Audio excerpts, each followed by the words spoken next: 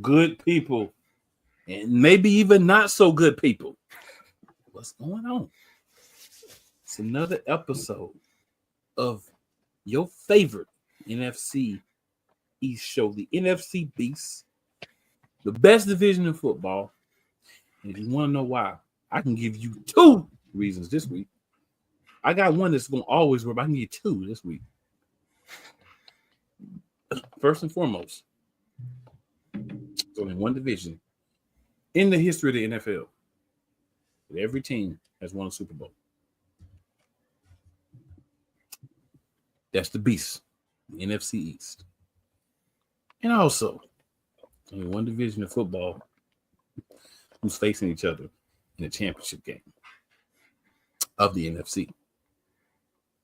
Or a conference championship game per. That's also the NFC Beast. So one team's going to win, one team's going to lose, but guess what? We both there. Let that sink in for a few seconds. And why you allow that to sink into your mentals? Right over here, I got my man, Team Saquon himself. Scrub. What up, Scrub? What up? Listen, last week was interesting. Didn't go the way I wanted, but hey, this week, someone going home, I'll be happy for something at least. And for reasons other than the fact that his worst nightmares come true and the Eagles and the Commanders are both in the NFC Championship game, I mean, and right here, below me and Team Saquon, kind of in a pole position, a prominent position on the screen. My man, Couch Coach. Even though he got on that Commander stuff and got that Commander stuff behind him, my cousin from another mother. What's going on, Couch Coach? I'm here, man. And like we said, man, I'm less than 24 hours away from maybe potentially punching a ticket to the Super Bowl. I am pumped. I'm excited. I just have a whole bunch of emotions heading into tomorrow's night's game for sure. I feel that, man. I mean, you know, like I said in the chat, so y'all, when we both won, the first thing I put in the chat was Optimus Prime from the Transformers, the movie. If you're old enough, you know. Yeah. Where he said, one shall stand and one shall fall. That's where we at. But in order for us to both get there, something had to happen last week. And much to Flo and Scrub's dismay, the NFC Beast went 2-0 in the playoffs last week. So let's talk about it. I feel like it's a great place to start. Let's start with the good stuff, and we'll end with the good stuff. Let's start with the NFC playoff picture this week. Last week, the AFC went first. We saved the best for last. This time, we'll just do the best first. You know what I'm saying? So, if we are doing this in the order of chronologicalness, which I like to try to keep it to as much as possible, you know what? We just going to go into chronologicals from beginning to end. That's how we going to rock it. So, quick switch up. So, January 18th, 2025, Saturday divisional playoff game. The Houston, Texas went into Kansas City and got hoodwinked, bamboozled. Plymouth Rock. They didn't land on Plymouth Rock. Plymouth Rock landed on them. Okay. I've talked about this game before, but this is all I have to say about this game. Chiefery fans of other NFL teams, has not your man Cool McCain since the advent of the NFC Beast been telling y'all the Chieferys have the help of the referees. Not my brothers on this panel, but there have been many people that said, oh, cool, you just tripping and you just mad because y'all lost and blah, blah, blah, blah, blah, blah, blah. Right? I can tell you another fan base that has joined that discussion with me, and that's the Houston Texans. You know why? Because the refs flabbergasted them with the tomfoolery that they threw out there during that game. So I want to say thank you, referees, for proving what I've been saying. Sometimes you don't get a chance to be right at first because you're the visionary. You see stuff that other people ain't seen yet. But now, everybody's seeing it. I'm here for it. That's all I got to say about the game. Listen, all I got to say about the game, all I got to say about it is, listen, we know what it is going into Kansas City, which is why you can't leave it. You can't put yourself in a position to leave it in the hands of the referees. Amen. The other part is one team utilized their tight end, the other team didn't. Amen, brother. I'll give you a hint. The team that utilized the tight ends in the championship game this week. In the words of Devon Dudley, oh, my brother. Testify. Because that's really all it came down to. Is like, watching the game, it was like, why are they not using Schultz? Why are they not attacking the middle of the field? And then why aren't they covering Kelsey on the other end? Until teams stop beating themselves. Stop trying, like, don't overthink it. It's almost like paying the Patriots again. We see teams go in to Arrowhead now. Before it was Foxborough. And they've already beaten themselves before the game started. You can't play that way because you go home. And you look silly. And they did both of those things. And then the referees helped them look silly as well. So, at some point, these teams. Here's what I know. We can talk about the refs, we can talk about this, that, and the other. The Chiefs actually know how to play situational football. Despite how you all feel about it, they can play situational football. Texans, we saw, not so much. That's what I got on that.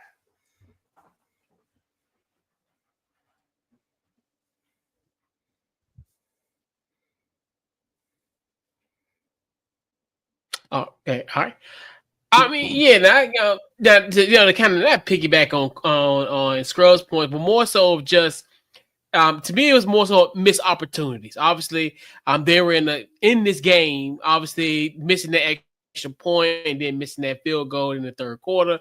And then you can, when you're in a game like that, we had Kansas City, those miscues make you become a desperate.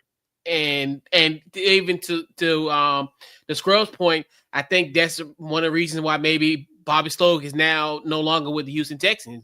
So not utilizing like a guy like a Dalton Schultz. So, and people, and just them not executing certain plays and knowing, hey, let's implement that type of strategy. And I think that's one of the reasons why he's no longer their OC. So, and like you said, you beat Kansas City already wins in multitudes of ways. Why give them an opportunity? Why give them another advantage of your miscues? So, yeah.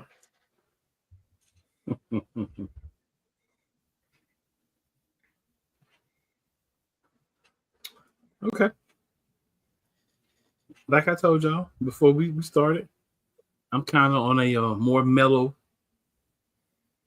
thing this week, so I'm not even going to rebut. I'm going to move on.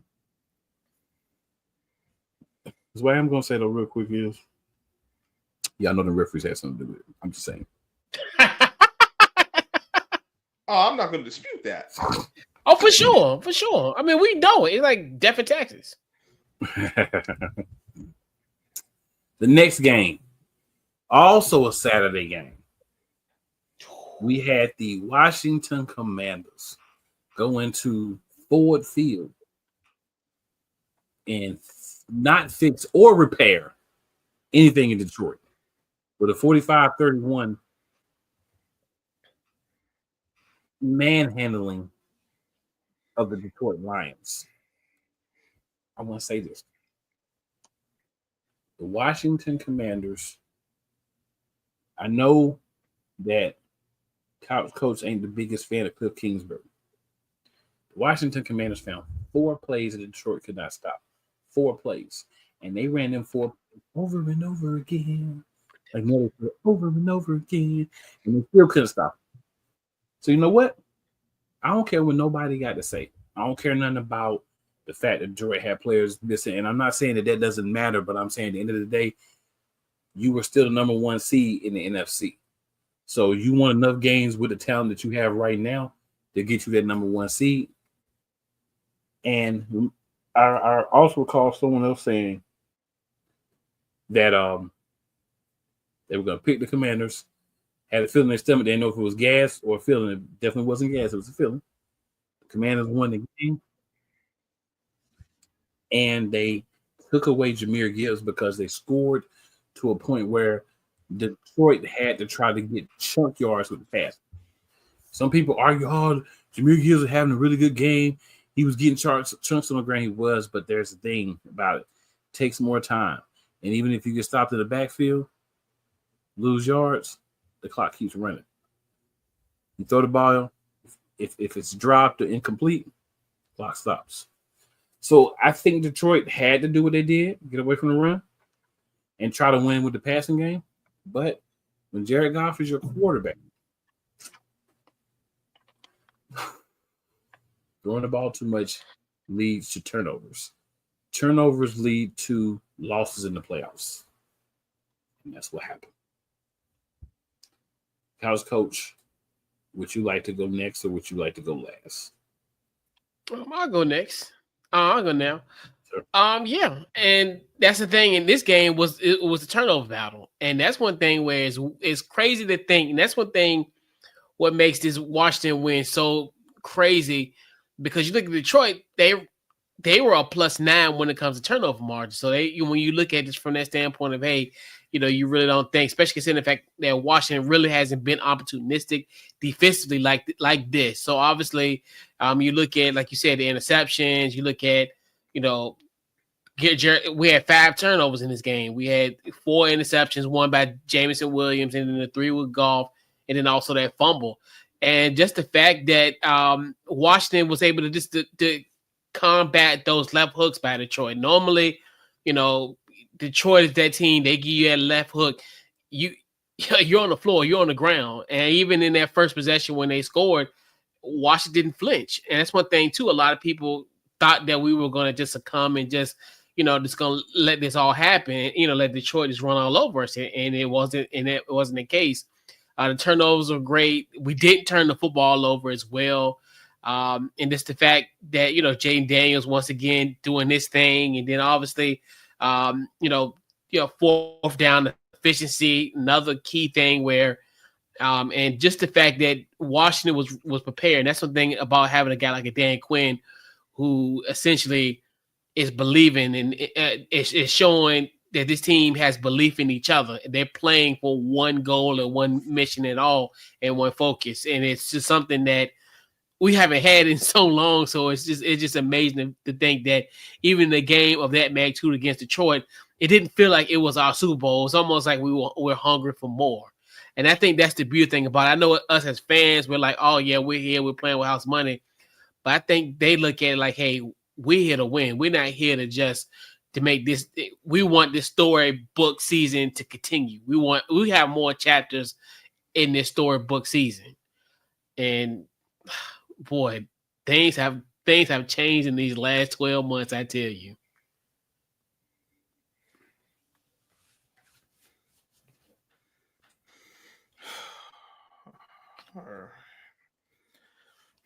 Where do I start?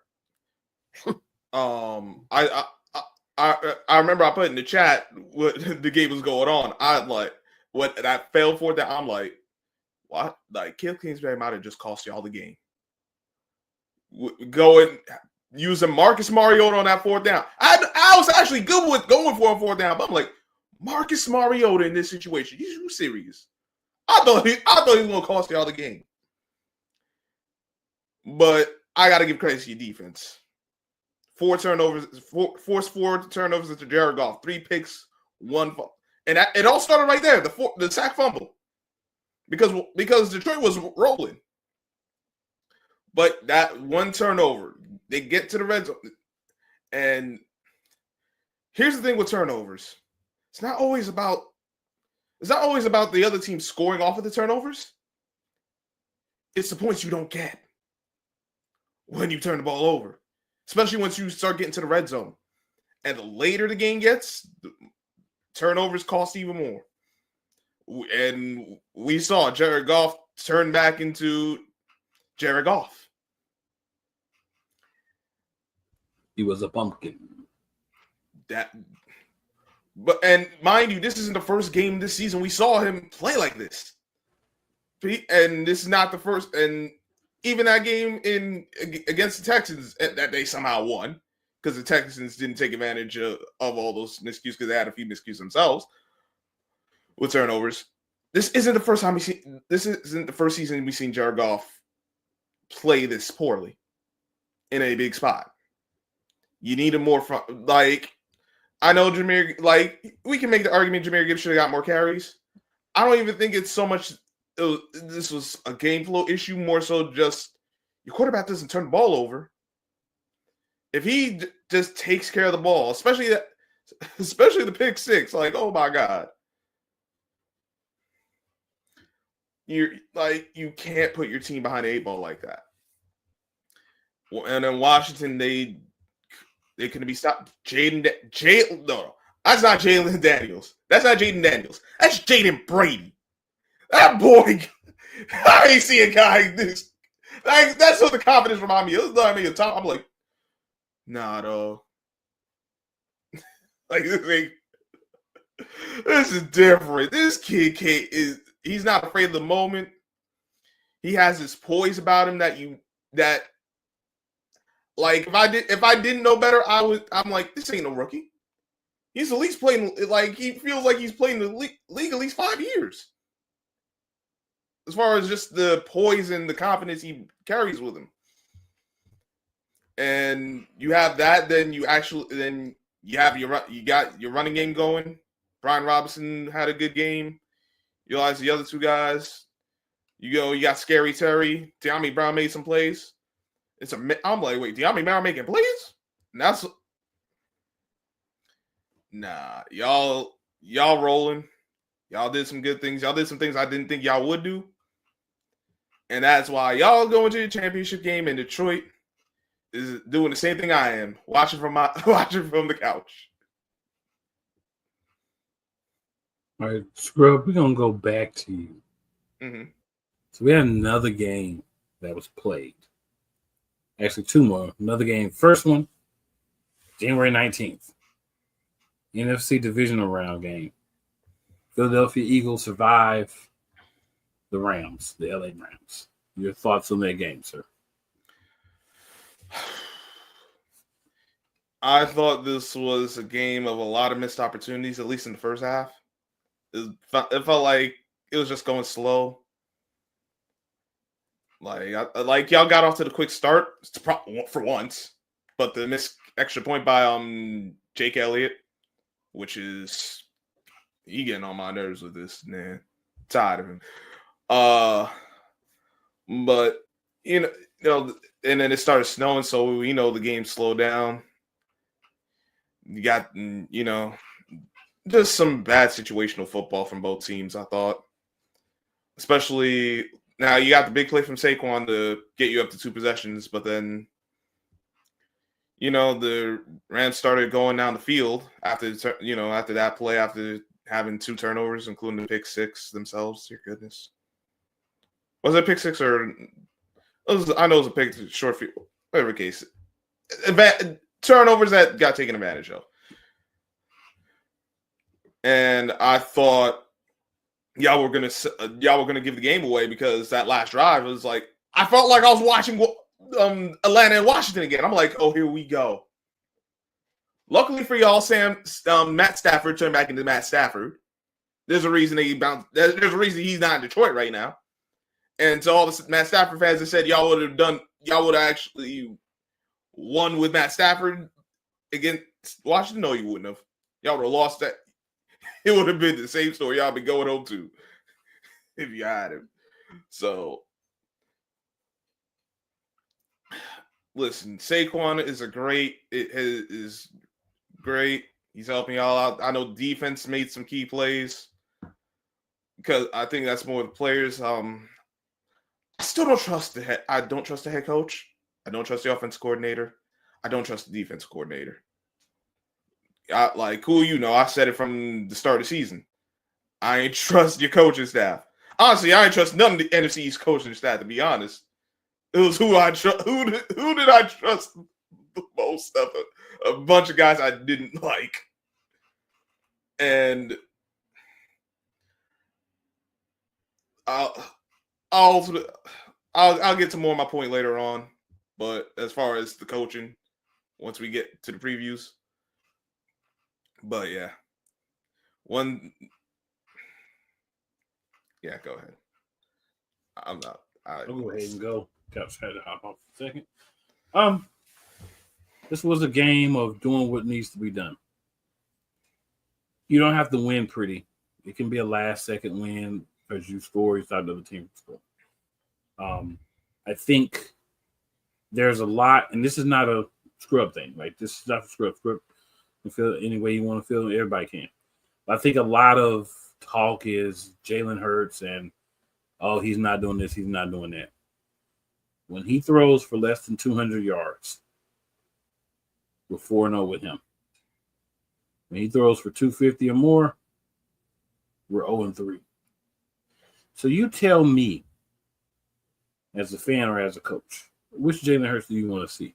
The guy's throwing the ball for 400 yards and you're going home, but the guy's throwing the ball for about 150, maybe even a little less, and we're still in the playoffs and still have an opportunity to win a Super Bowl. Can't speak for anybody else, but for me, I'll take the formula that gets us back to the Super Bowl with an opportunity to win over the, Jalen's going to show everybody by going out there and having a great game in the air because he's Jalen Hurts and he can do it. Stop. No. So I'm fine with the criticism.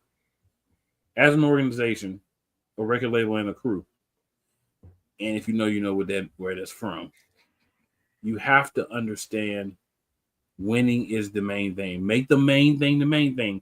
As Mr. Hurts always says, winning is the main thing. Game was won.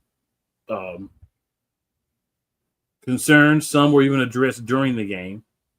Some were addressed after the game. Things happen the way they need to happen. We made the main thing the main thing. We were 1% better than last week. That was good enough to get a job done. It wasn't in snow. It was difficult on both teams. You act as if the Eagles practice and play in the snow every day. They don't. We're not a team from the Antarctic. So nice place like everybody else. It's cold days, warm days. You know what I'm saying? That was our first time playing the snow with this team this year. It was not like we had any real super advantage for that. So let's not do that. Oh, and the other thing, Jalen Hurts' numbers could have been better if his receiver caught. But maybe we looked at that better based on history. No. That was like Jalen Hurts actually didn't play bad. He played well. I like he kept made it. But I thought he could have had more, and it wouldn't have hurt y'all. If AJ Brown caught the dang on ball, no good.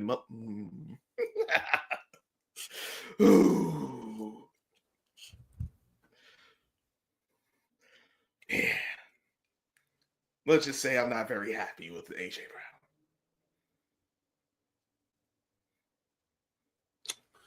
Yeah, I'm surprised. Would never guess that you were unhappy with AJ Brown. All right. So that's that game. Move on to the Ravens and the Bills. Again, so for a lot of these reviews, I know y'all have heard the reviews all week. You've been getting them, so I'm simply say this. Yes, other people made mistakes, other people missed plays, but at the end of the game, with opportunities to take a lead or tie the game, Mark Andrews did not show up. He forgot there was a game and he stayed home. That's the way he was playing. So, I mean, like I said, other people contributed to it, but dropping the 2-point conversion to take the game to overtime is crazy work for somebody who's supposed to be the number one receiving option there. You know what I'm saying? The go-to guy, the glue that holds everything together, so to speak. And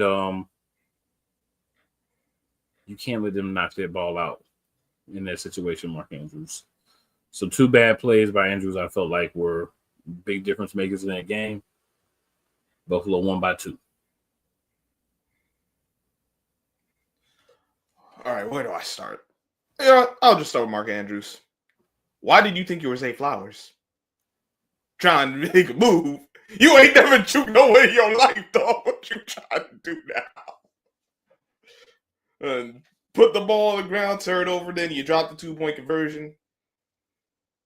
Listen, Lamar didn't play his best game. I give him a C for the game overall because he had enough in the first half. He had an A in the second half. Averages out to about a C. And that's at best. More likely C minus. But you can't make bad situations worse. The second turnover, ball snap over your head because the center on some nonsense. I don't know what Linderbaum was on last week, but that wasn't the play either. But you can't turn the ball over in that situation. Just go down, take the sack, live to see another down. Mark Andrews, you already had the first down. You should have just fell forward instead of trying to get more yards out of it. And obviously 2-point conversion. Defense and it's not so much surprised, more amazed how weak they were up the middle in both the run and pass game. Like they got dominated on the line of scrimmage, yeah. But like if you see the game, they're getting attacked up the middle in both aspects. It's like so the Ravens need some difference makers on defense because I'm tired of everyone saying this is a great defense. They're not. They haven't been great for a long time. This is a team that's given up the most fourth quarter leads since 2015. So they're not as good as you would like. For as good as they can play, they're not whatever a lot of people want to project and shout from the roofs. Like, no, this is an average defense. They've proven they can be had. And I've said this for years too. If Mark Andrews is your best receiver, you have a problem. Because, and cool, tell me if this don't remind you. Tell me if I'm crazy for thinking this. Don't this situation between Mark Andrews and Isaiah Likely remind you of what happened with Dallas with Jason Witten and Marcellus Bennett? We had okay, so I'm not crazy. That doesn't mean you're not crazy, but it means I agree. So all right, I'm not bugging on that. No, but like you got the young tight end who got the athleticism, who has the upside, who's proven he can get it done, but he's not getting enough opportunities. Then you got the old guy who, all right, he's established. He'll give you something, but you're only going to get but so much. He got a ceiling. I think they maxed out on Mark Andrews. They need to move off him. I don't think they will. I know he got another year left. I think they should trade him. They probably won't because that's Lamar's guy, and I understand that. But they need to focus more on Isaiah Likely. Get Bateman more involved. And Bateman dropped a critical pass in that game too. He did. Like, yeah, that's not good either. But like, he's a guy who has shown he's had a healthy season this year. He did show like, all right, you got something there. I'm not saying they don't need more because they do, but like they got to change how they're going about it. Because and John Harbaugh, I'm over him though. As for the Bills, like you said, keep the main thing. They actually did. Although they tried to go to Josh Allen late and he couldn't get into the end zone to put them up to scores. So I don't want to hear all this about how great Josh Allen is because if he was that great, he would have closed the game out. And he didn't. And I also don't want to hear about how he has no weapons. I know James Cook ain't Derrick Henry, but he's exactly what they need. He's not a bum. It's not like Buffalo had bad running backs either prior to him. Shakir ain't no bum. The only thing I disagreed with people like is they said he needed help. Like, dog, Amari Cooper ain't gonna save him. he wasn't even playable this game. I told cats he won't listen to me. I'm like, listen, stop. Like, we need to just call a spade, not to implement agriculture. The Bills won the game because they didn't make self-inflicted mistakes, but they weren't special. They didn't show me anything that I didn't see before, and they didn't show me anything that says they're going to beat Kansas City.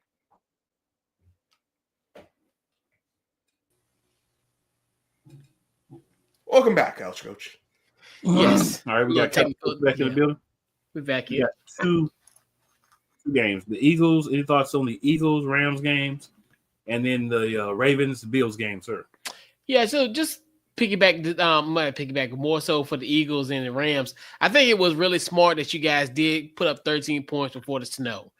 I thought that was a very kind of a genius move to kind of, because you see, like, obviously, you had that the only really touchdown that you had was in that fourth quarter after the snow and everything. And that's the thing what's going to be scary about Philly. Philly has now that home run hitting running back that we haven't seen from this team. You've had great running back play, but you have a guy that pretty much, and Saquon pretty much broke the door for for the chances for the Rams to get back in the game. I think, and then also the Baltimore and Buffalo game, it was just another, one of the things with turnovers. Obviously, those two turnovers early in the first half. It was, Lamar played good enough to overcome that. And then obviously the Mark Andrews, drop didn't help on the fourth down. So, just one of the things about these type of games is just the opportunities, and that's the difference between winning and losing. Just having those opportunities and being opportunistic. Fair enough. So we're gonna shift gears, y'all, and have some quick conversation on some coaching moves that have been made. So, as you well know, a lot of teams are eliminated. A lot of jobs have been filled. We're going to talk about those. So, Chicago, the next dad blame day, it felt like, after the Lions lost, announced Ben Johnson as their new head coach. But we're not just going to talk about that one. Ben Johnson, how you feel about that move, but also news that broke on Friday night. The Dallas Cowboys have hired Brian Schottenheimer as their head coach. Guy that nobody else wanted. So your thoughts on Chicago Bears hiring Ben Johnson and Dallas hiring Brian Schottenheimer? And Couch Coach, since you just arrived back with us, how about you kick it off for us? I'll start with the Chicago Bears.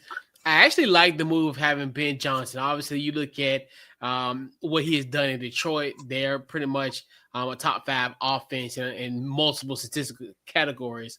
I think he'll definitely help with Caleb Williams. I think he'll help him with the fundamentals. I'm really going to be curious how I think he'd be great in the run game, especially. I think that one of your boy Swift, Taylor cousin in them. I think he's gonna have I think you have a good resurgence under him, and then you want to see what Rome Medusier can do in his sophomore year, and also DJ Moore. So I definitely like that move. Hopefully, he can build that offensive line. I think that's gonna be probably that biggest issue offensively is building that offensive line, and and definitely a huge shout out to him. Bringing my boy Antoine Randall L with him in Chicago. So definitely huge shot. Another NFC beast legend, quote unquote, an overspender to watch the Commanders back in the day. But hey, we here. For y'all, yeah. Sure. And Brian Schottenheimer, shout out to him. He was our quarterbacks coach back in 2001 when his dad, the late his late father, was our head coach, Marty Schottenheimer. Probably arguably the best.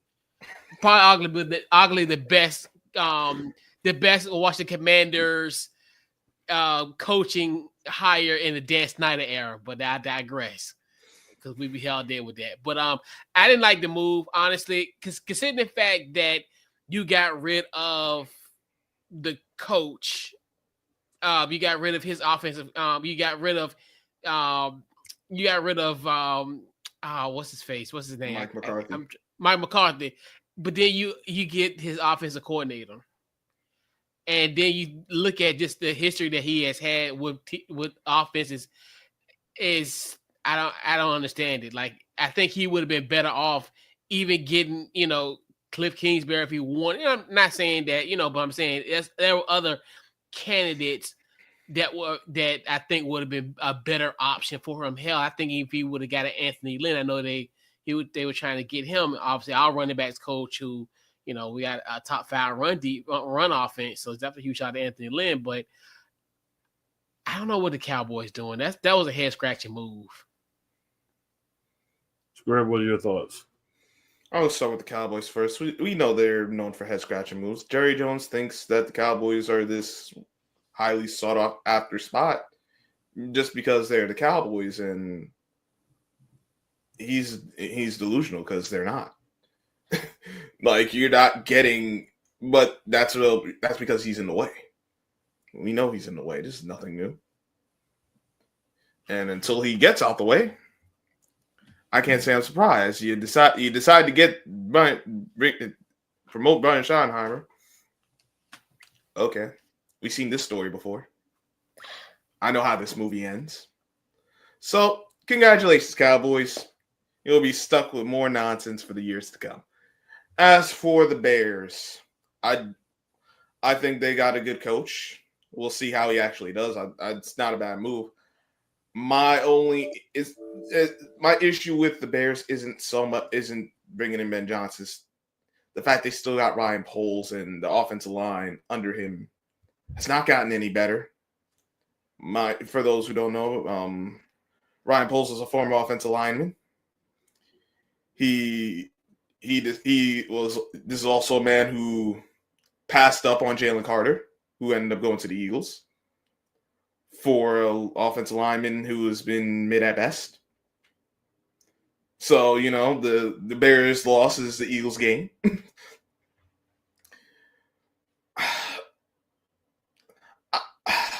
I hope Ben Johnson does well. I think he'll help out Caleb Williams.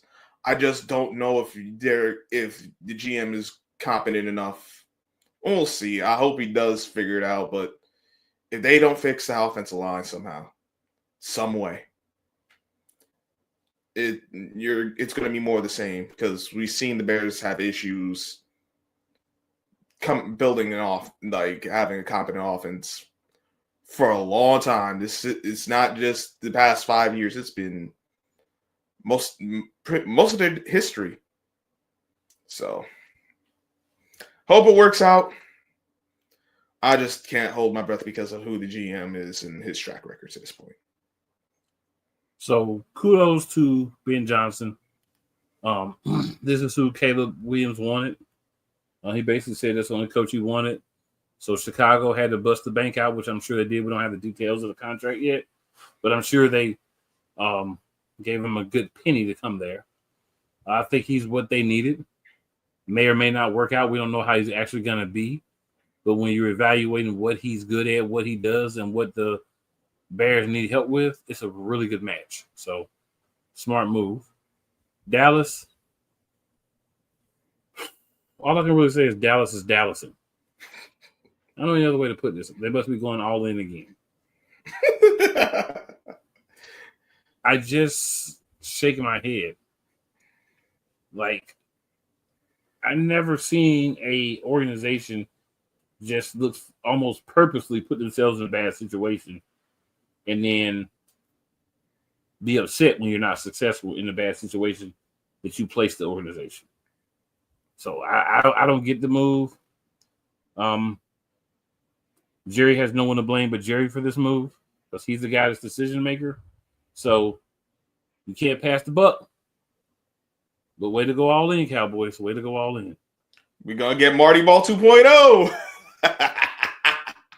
So our next two coaches, we got Liam Cohen going to Jacksonville and Pete Carroll, or as some people have said, the ghost of Pete Carroll. I'll start this with Liam Cohen. I think it's a smart move to take the head coaching job. The way Jacksonville and him handled it was a little shifty. I'm not going to go into details just for the sake of time, but I think it's a move that made sense for a guy that you feel like if you can't get Ben Johnson, another guy that offensively should be able to get a lot out of Trevor Lawrence. And then, if this doesn't work too, then maybe start thinking about what you need to do with Trevor Lawrence himself. But I think it's a good move to try to help him grow and become the best version of Trevor Lawrence that he can be. For Pete Carroll, there was a lot of ridiculous rumors about people who were getting a job. Even those didn't have Pete Carroll. Maybe he's what they need. I'll have my popcorn ready. Screw up what you got. Man, the AFC West is now the retirement home for head coaches. Got a bunch of old guys. And listen, it wasn't a move I was expecting. I thought the Raiders would go. Pete Carroll don't feel like a Raider to me, though. That's the thing. Maybe this move works out. I don't just initially look at it, I don't like the move. I don't think he's the guy they need.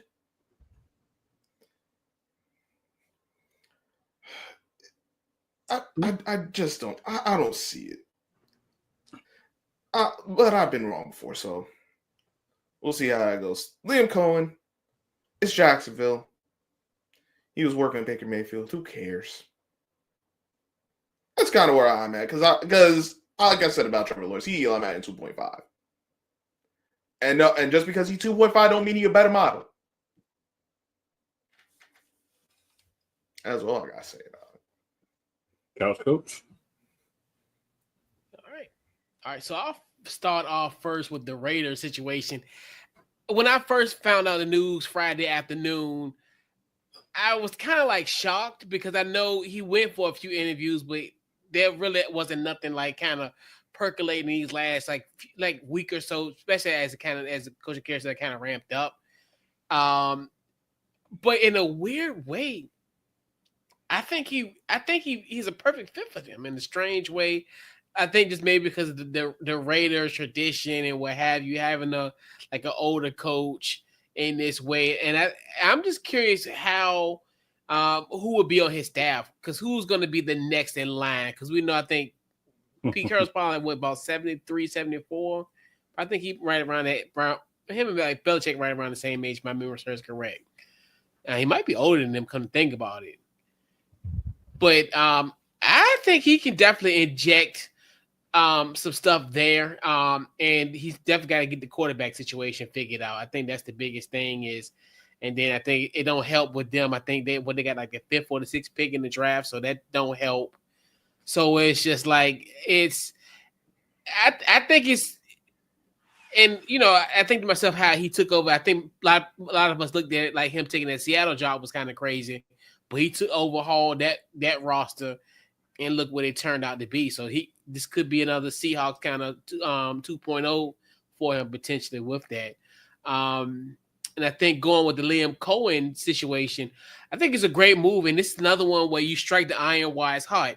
I'm telling you, because it's kind of something I think what Byron Leftwich should have did that first year when they won that Super Bowl. He should have just took a job instead of staying. Because to me, Liam Cohen did a great job, considering the fact, obviously, we know Dave Canales with he in your backyard, cool.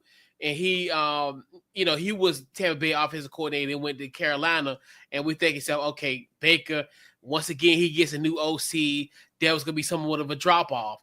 But Baker Mayfield had a hell of a year, and that's another thing too, where hey, why not go now? Where what if something happened, he regressed in the second year, then you may not have an opportunity to be a head coach. And I mean, he's fairly young; he's 39 years old, so this is great. And I think he did a good job for Will Levis in Kentucky. I mean, we're not talking about his NFL exploits. We're not talking about what he's doing currently with Tennessee, but what he did at Kentucky, because he was offensive coordinator at Kentucky. So to me, it's one of the things where what he did with Baker Mayfield this year, can he do the same for a former number 1 overall pick and Trevor Lawrence as well? So I think Jacksonville has nothing to lose. I think the best thing that happened to them was getting rid of Trent Baalke. I think that was the weird thing about all that, where I think we talked about 2 weeks ago, where I was like, why would they get rid of Dougie P but then keep the general manager? But luckily, and that's why he came. I think that's the reason why he came back. And I think almost kind of like, not to kind of talk about our pre-production topic of it, but I think that was the main reason why everything kind of came into fruition once, because you think about it, how he did an about face was, I think, was predicated on Baalke being let go. So I'm cool with, I think, if as far as what you could get, you got a young guy, 39 years old, so hey, why not? The future's bright in Jacksonville potentially.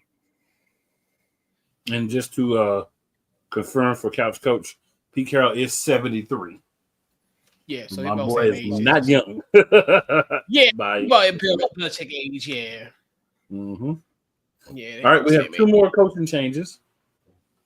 New England Patriots hired Mike Vrabel, and the New York Jets completed the pilfer of the Lions and hired defensive coordinator Aaron Glenn.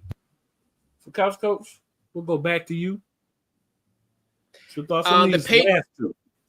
The Patriots was a no-brainer. We talked about this 2-3 weeks ago that he was going to be the head coach. The moment they fulfilled their Rooney Rule with Pep Hamilton and who else? It was Pep Hamilton and Byron Leftwich. When they completed those, we knew that was going to happen. So they're staying third, but shout out to Josh McDaniels, got another job in the National Football League as OC for the Patriots. So good luck with that. Like Ben Simmons. Ain't he? He need to just stay in New England, because that's the only place he has to Pretty much. And Aaron Glenn, I like the move, but it's kind of weird because it's almost like you hired another Robert Saleh in a weird way, where it's like, because normally when you kind of do these transitions, you go from one end to you go from one side of the ball to the next. Like, say for instance, you had a defensive coordinator, you fired him, you usually go to an offensive center, almost like we talked about with the Bears, where they went from Matt Eberflus to Ben Johnson, what have you. So I do like that move, especially for them defensively. I mean, definitely I can see definitely a benefit, like for Sauce Gardner, those young defensive guys.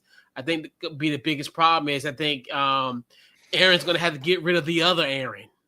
Not to start something again, like we talked, not to go down that rabbit hole yet again this week. But I think Aaron has to get rid of Aaron with the other Aaron. Fair enough. Scrub, what you got? Like you said, we knew the move with the Patriots was coming with Mike Vrabel. I don't think he's the guy a lot of the media thinks he is. I think he's serviceable, but he's not going to carry more than they need to get to. So I wasn't big on the move. I don't think it was a move that should have been made, but it is what it is with that. The Jets, what I worry about, I think they got a good head coach. A good guy to be the head coach. But my concern with them is Woody Johnson. There's another situation where you got the owner that don't know how to stay out of the way.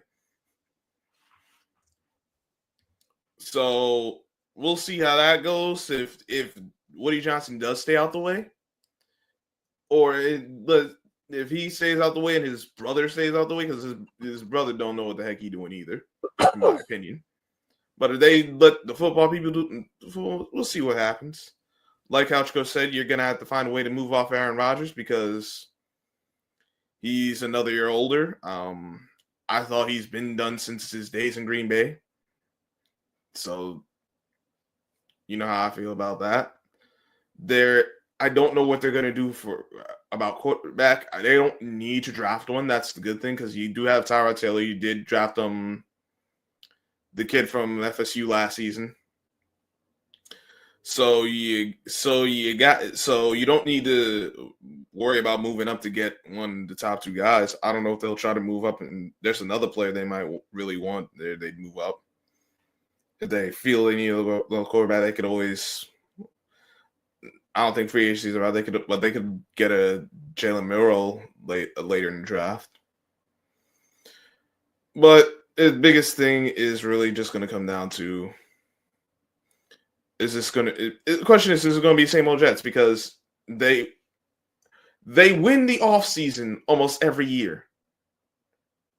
They will win the offseason, they'll win the preseason, and then we get to the regular season, and it's the same old Jets. So that's really all this. That's really where it is. I'm more wait and see with the Jets. I got no faith in what the Patriots are doing, and that's really about it. So Mike Vrabel, the most obvious hires, worst kept secret than Penta going to WWE. So we knew that was going to happen. Like I said, just needed to rule. This is the guy they probably should have gotten from the beginning. They probably didn't think he was going to come available when he did, which is why they had a head coach in waiting. But they were waiting for any reason to get rid of their head coach in waiting, and they got one. And now they got the guy that they believe they wanted, and Josh McDaniels as the OC. So we'll see how it works. But to Coach's point, it seems to be the only place that he does well. So shut up and stay there. Not going nowhere else.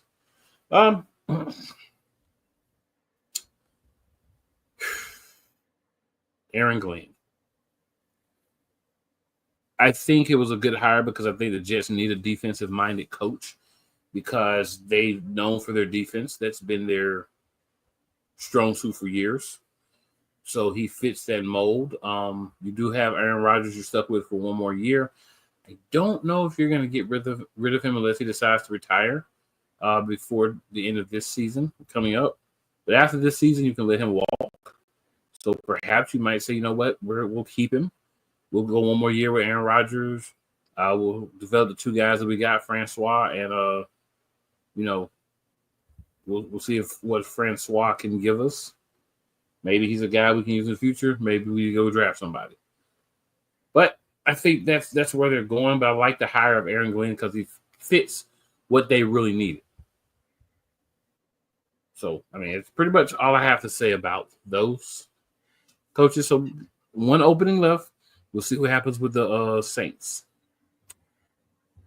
All right, guys, it's that time. We got 2 games left to talk about. We're starting the AFC. In the AFC, thanks to wins, 6:30 p.m. Sunday night. Buffalo Bills, Kansas City Chiefs. The game is at Arrowhead Stadium. Sorry, there's a road I pass all the time in Charlotte called Arrowwood, so my bad. But Arrowhead Stadium. I'm going to go. Mind says Chiefs. Heart says Bills. I'm going to go with my heart. I'm going to say Bills. I may be wrong. I'm going to go with my heart and say Bills. Couch Coach, who you got? I find it funny during this whole run. Essentially, I've always gone against the Kansas City Chiefs because I always say there's going to be a situation where this run is going to end. Like you said, I'm with you, cool. Where it's like my heart goes for the Buffalo Bills. because I definitely think they have a legitimate shot to win this football game. But my head tells me, my brain pause. My brain tells me that I think the Chiefs are gonna win this game. Unfortunately, fair enough. Scrub. I can't back these Canada Bills. We don't claim the Bills here in New York. That's the Toronto Bills. The Canadian Bills. The Canadian Bills. I'm not claiming them. They always find a way to play stupid against the Chiefs. And because they do. I've seen this movie before. I know how it ends. Which means I got no choice but to pick the dang on Kansas City Chiefs. All right. Game of the week for at least two people on this panel. Yeah. We have the Washington Commanders at 3 p.m. going to Philadelphia to the Lincoln Financial Field to play the Eagles for the other chance to get to the Super Bowl. Coach, first to last, what you want to do? I'll be last. All right. Scrub, set it off. We have the link, and it's going to come down. It's going to come down to a few things. One, I think the two key players, Saquon Barkley, Jaden Daniels. Can Washington stop Saquon? This is the $1 million question, because we see how many times Saquon's gone against them and how much of a headache that's been. Like, if they're ever going to slay the dragon, quote unquote, the figure of dragon, it has to be now. They got to find it. They can't let Saquon have any home run runs. Like, he gets one of those off, I think it's going to end bad for y'all.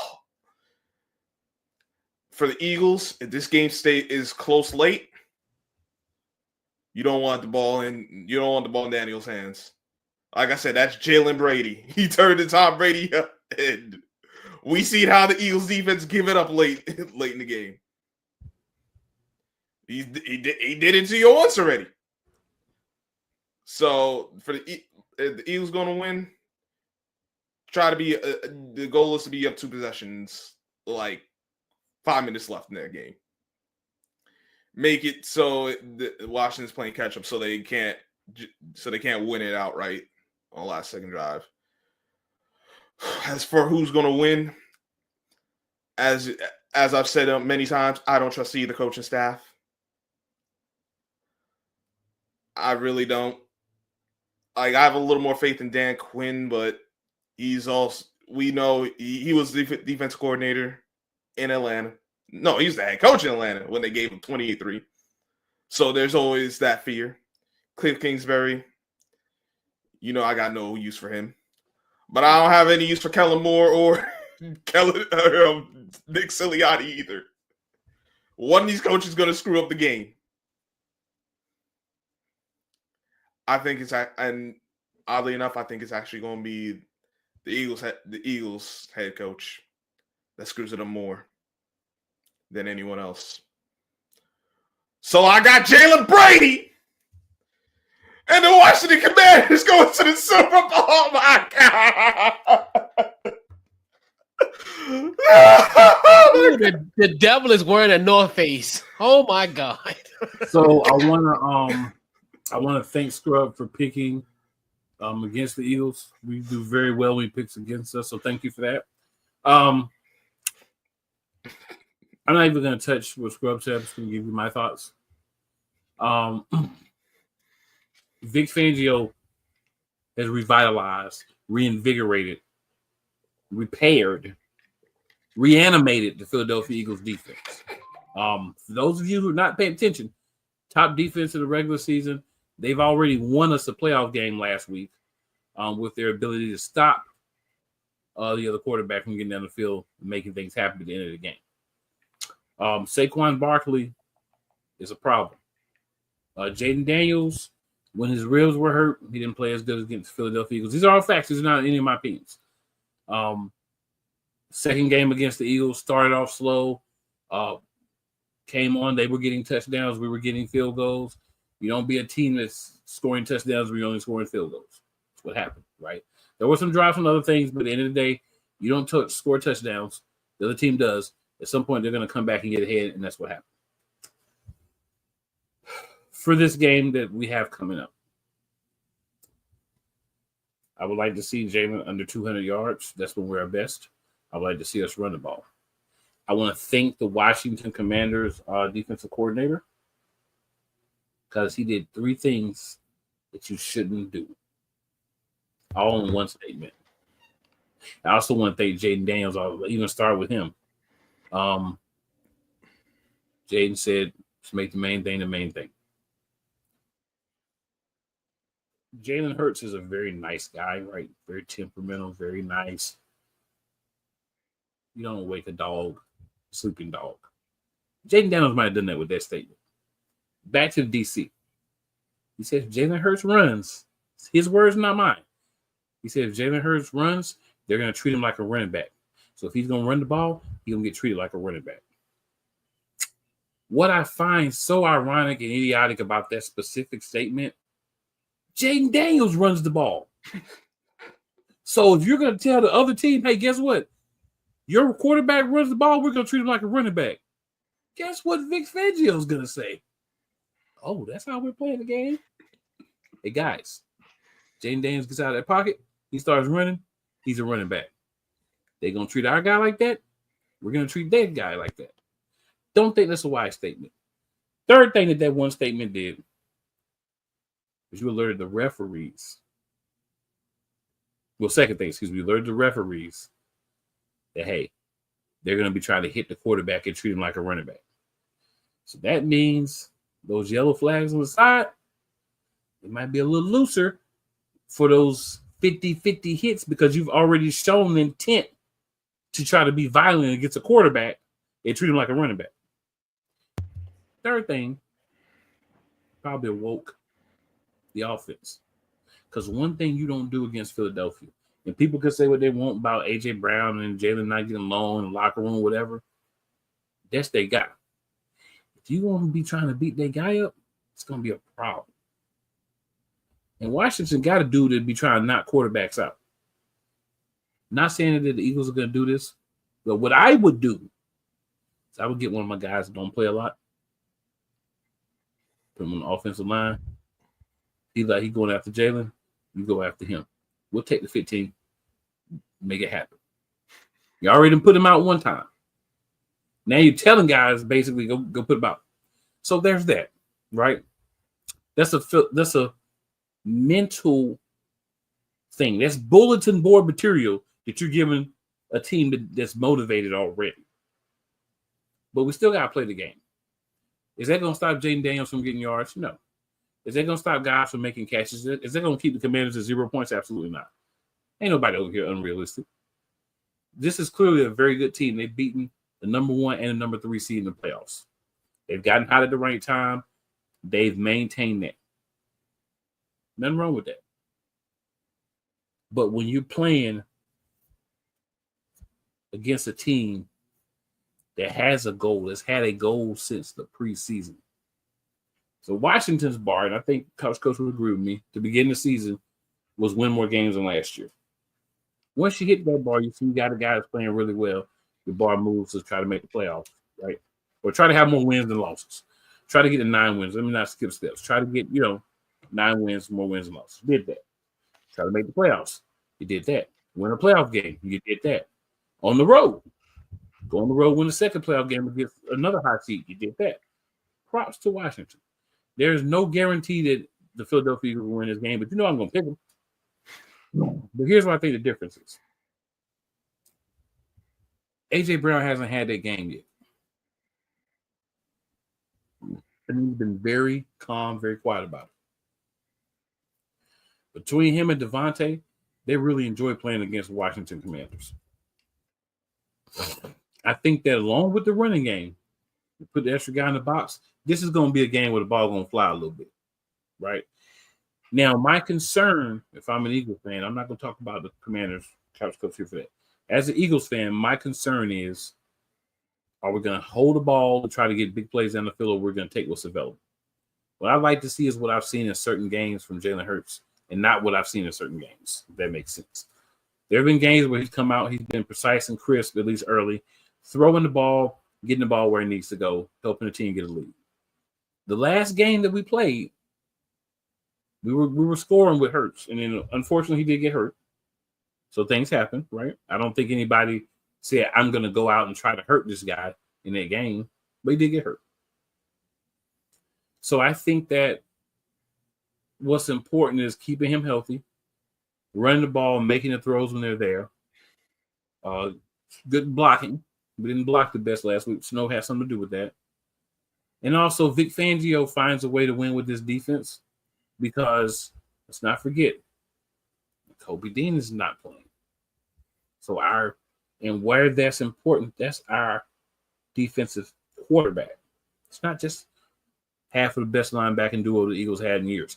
That's our play caller. So now Zach Bond has to be a play caller. So now we need Oren Burks to step up, right? Now we need Jeremiah Trotter Jr. to get in the game, take reps and step up. Because we're going to need the combination of those three guys to do anything in this championship game. Quinyon Mitchell should be back. Cam Jurgens is back at practice. They've both fully practiced. So they'll be out there. So that helps the depth at cornerback, and that allows us to have Quinyon back out there. And Scary Terry got him last game. Don't think he's going to get him again this game. I think there was one. I think this game will be Terry will get a couple of catches, but they won't be big plays, right? But he will get some catches. He's not going to be held catchless. Not being unrealistic. I think this game is going to come down to Philly being able to control the clock, run the ball, and use the bullet board material that Washington is saying, Philadelphia, we know we're playing you. We're not worried about you, apparently. So here's a bunch of bulletin board material for motivation.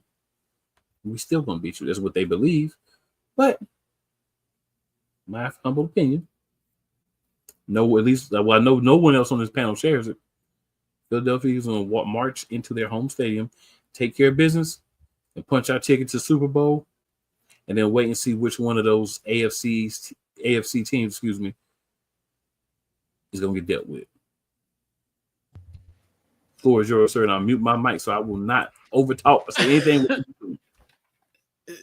Yeah, and you know, in all due respect, cool. Joe Witt Jr., our defensive coordinator, has been saying that since the advent for quite some time. He said that about Baker Mayfield as well, and especially, you know, so that's something where I think that is. I get that you got to have some type of chip on your shoulder. I totally understand that in this matchup.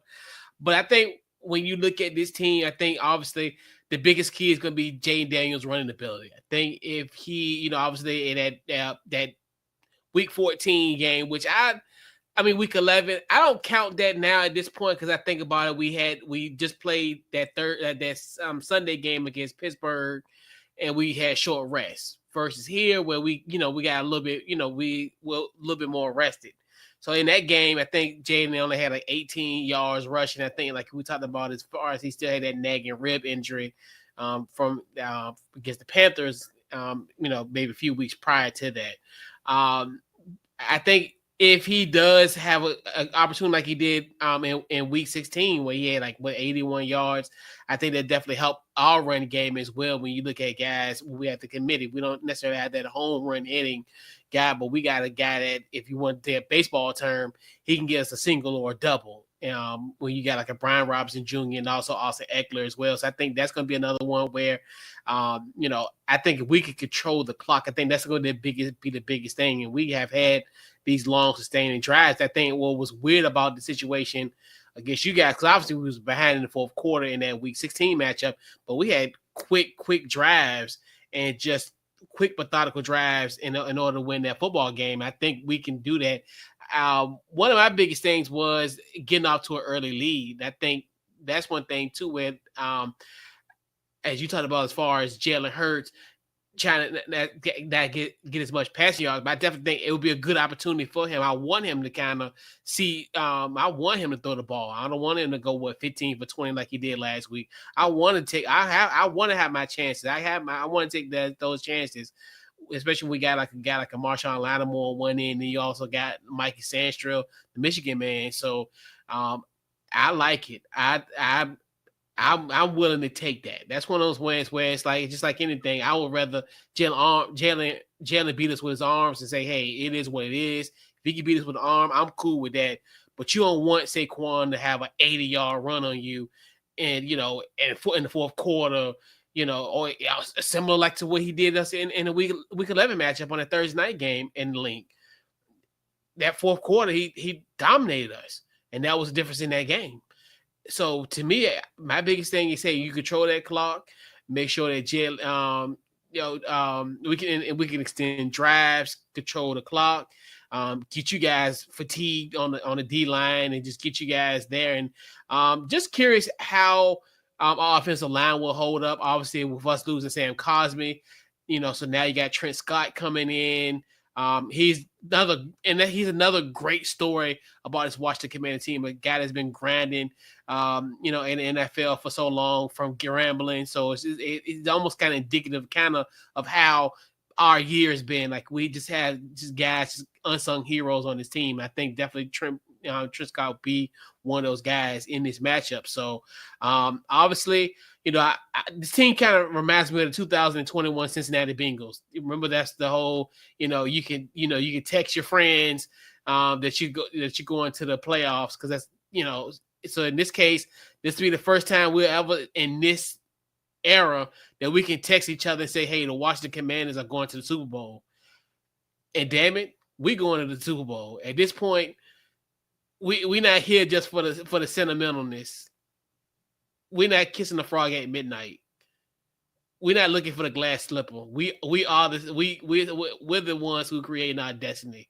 We don't have a stepmother or a step up. We're not we don't have this sob story. No, we coming to win, and we're coming to win. And this is a bitter rivalry, and it's just gonna, I think, the beginning of something that this division needs.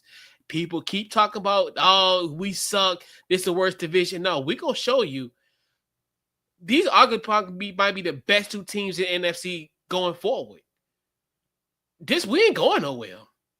None of us. We ain't going nowhere. So just get used to it. So be prepared to be sick of us.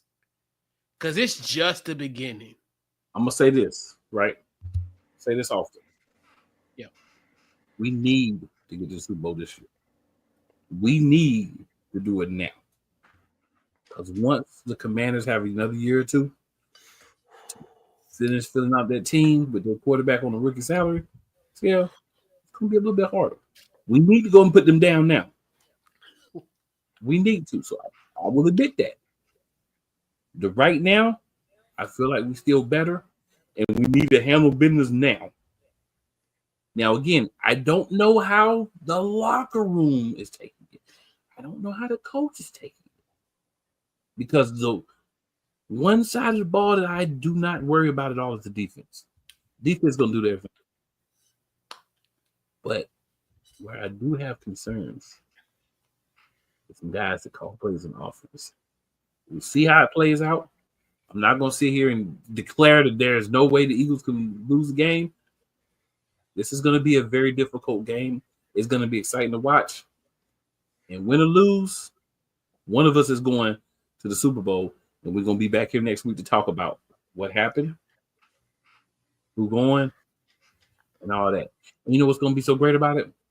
Next week, it's going to be a shorter show because we're just going to talk about what happened in these two games. We ain't got to talk about nothing else.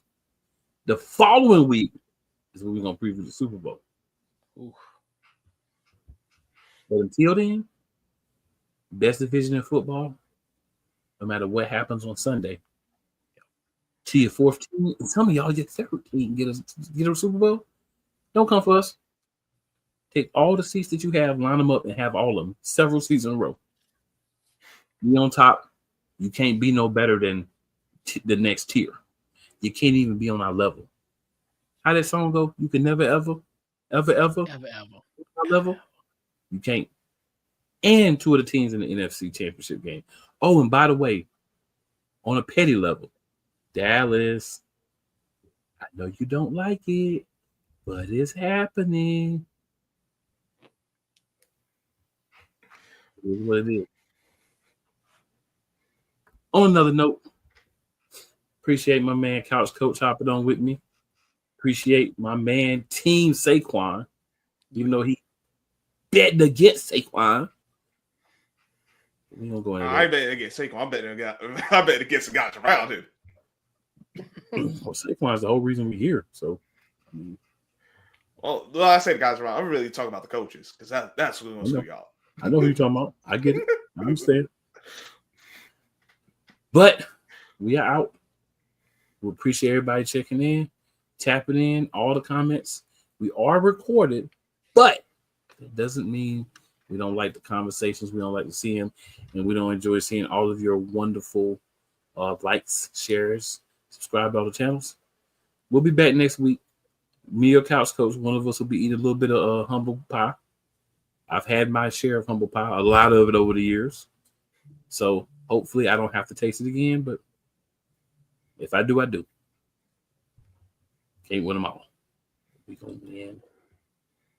Yeah. Maybe. Hopefully. For real. Hopefully. But see y'all next week. Always remember, it's never where you start. It's always where you finish, good people. And with that being said, yeah.